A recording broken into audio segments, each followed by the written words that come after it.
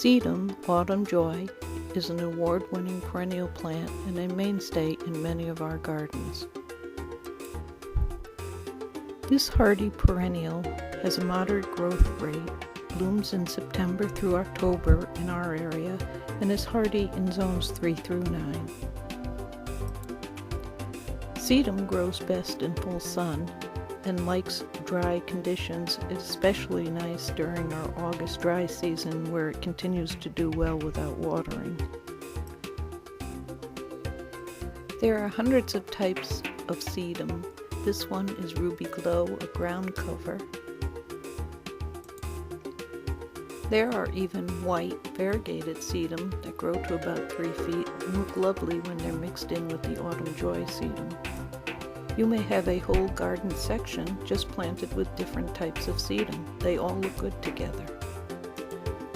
I wanted to plant a low hedge around my center garden, but pruning hedges is not my favorite garden chore, so I chose Sedum Autumn Joy.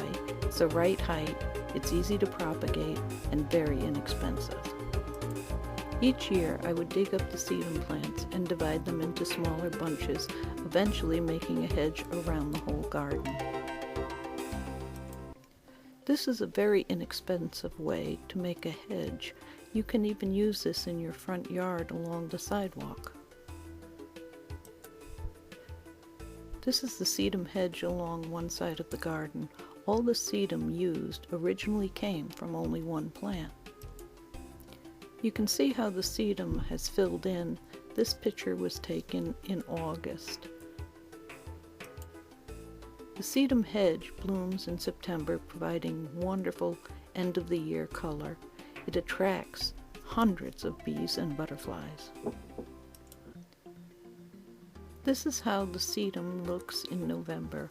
The stalks have turned woody and the heads are dried to a rust color. They are a great addition to your dried winter arrangements, and they need no further drying time if you leave them standing in the garden and cut them in November.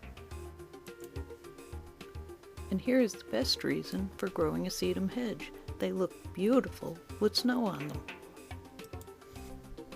I leave the sedum standing all winter and cut it in early spring. As you clean up the rest of the garden, it's really not a large chore to do. It beats pruning hedges. With the old stalks cut and cleared, this is how the sedum looks in early May when it first starts to come up for the season.